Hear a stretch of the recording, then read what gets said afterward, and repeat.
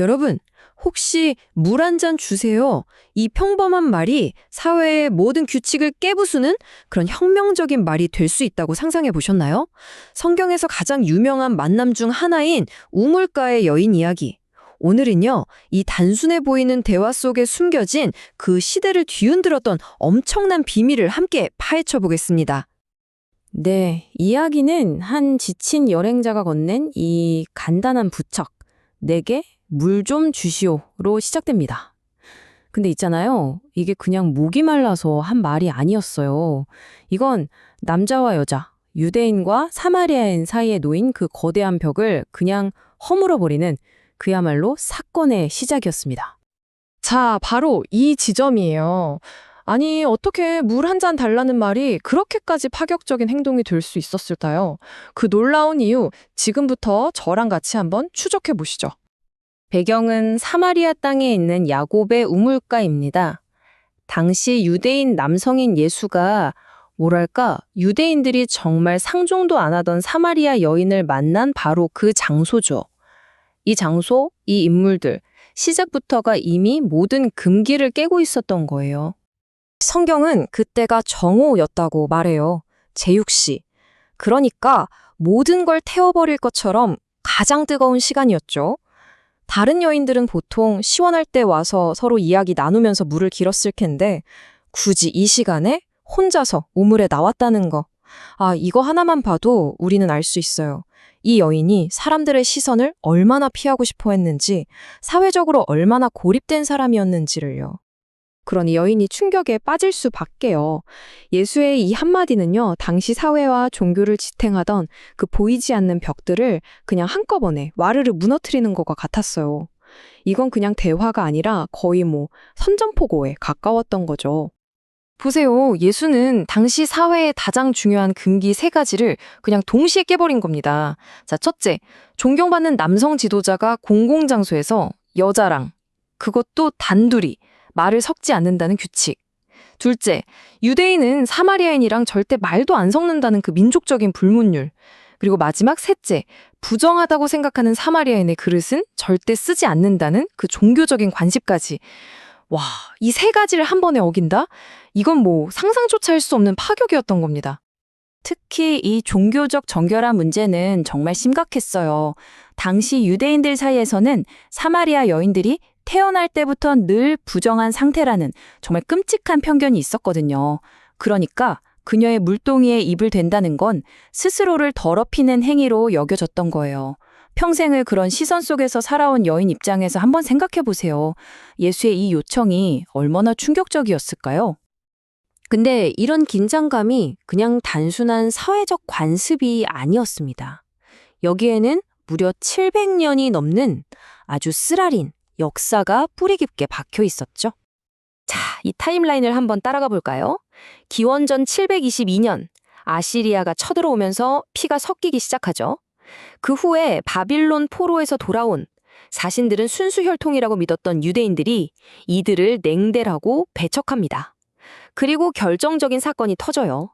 사마리아인들이 자신들만의 성전을 세우자 유대인 지도자가 그걸 그냥 파괴해버린 겁니다. 이때부터 두 민족의 증오는 정말 돌아올 수 없는 강을 건너게 된 거죠. 그런데 여기서 이야기가 정말 예상치 못한 방향으로 흘러가요. 여인의 그 날선 반응에 예수는 놀랍게도 수수께끼 같은 제안으로 답을 합니다. 바로 이 말입니다. 네가 만일 하나님의 선물과 나를 알았더라면 그가 생수를 내게 주었으리라. 지금 예수는 평범한 물에 대한 대화를 완전히 다른 차원으로 끌어올리고 있는 거예요. 바로 이 미스테리한 생수, 살아있는 물에 대한 약속으로 말이죠. 여인의 반응은 지극히 현실적이죠. 아니, 우물은 이렇게 깊고 두레박도 없으면서 대체 어디서 그 살아있는 물을 구하겠다는 거예요? 당연하죠. 그녀는 지금 30m가 넘는 이 깊은 우물에서 물을 길어올리는 그 물리적인 어려움만 생각하고 있었던 겁니다. 그리고는 날카롭게 쏘아붙이죠. 이 위대한 우물을 우리에게 주신 우리 조상 야곱보다 당신이 더 위대합니까? 와, 정말 아이러니하지 않나요? 그녀는 지금 자기도 모르는 사이에 이 이야기의 가장 핵심적인 진실을 질문하고 있었던 거예요. 자, 그럼 도대체 이 생수라는 게 뭘까요? 이 이야기의 핵심 열쇠, 생수의 의미를 한번 파헤쳐 보겠습니다. 먼저 문자 그대로의 뜻부터 시작해 볼게요. 고대 세계에서 생수는 그냥 물이 아니었어요. 특별한 의미가 있었죠. 웅덩이에 고여있는 물 말고요. 샘에서 막 솟아나거나 강에서 흐르는 아주 신선하고 깨끗한 물, 그걸 생수라고 불렀어요. 당연히 여인은 예수가 그런 더 좋은 물을 이야기한다고 생각했겠죠. 하지만 정말 그게 전부였을까요? 예수가 그렇게 중요하게 말한 생수가 단순히 더 신선한 물? 그걸 의미했을 리는 없잖아요. 구약 성경을 보면요, 생수는 언제나 하나님 자신을 가리키는 아주 강력한 상징이었어요. 예언자 예레미야는 하나님을 생수의 근원이라고 불렀고, 에스겔은 바로 그 생수가 우리 영혼을 정화할 거라고 예언했죠. 다시 말해서 생수는 그냥 마시는 물이 아니라 오직 하나님만이 주실 수 있는 영원한 생명, 바로 그것을 의미하는 거였습니다. 이제 예수는 두 가지 물을 분명하게 대조해서 보여줍니다. 야곱의 우물물은 마셔도 또 목마르지만 내가 주는 생수는 완전히 달라. 이렇게 말하는 거죠. 그건 한 번 마시면 우리 존재 안에서 영원히 마르지 않는 샘이 되어서 다시는 영적으로 목마를 일이 없게 될 거라는 그런 약속이었습니다.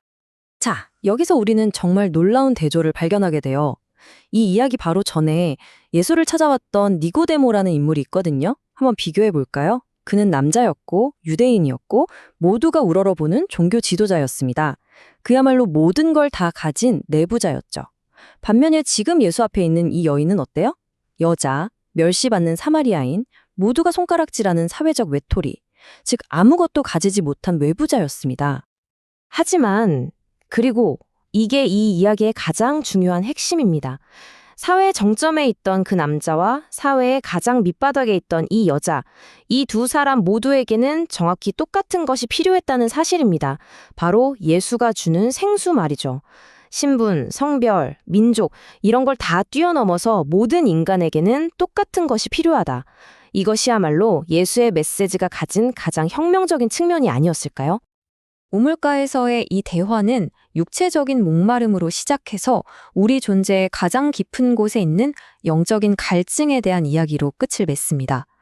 자, 그렇다면 지금 이 순간 여러분이 느끼는 그 채워지지 않는 갈증은 과연 무엇인가요? 그리고 그 갈증을 채워줄 생수는 어디에 있을까요? 이 질문을 여러분 각자의 마음속에 한번 던져보시면서 오늘 이야기를 마치겠습니다.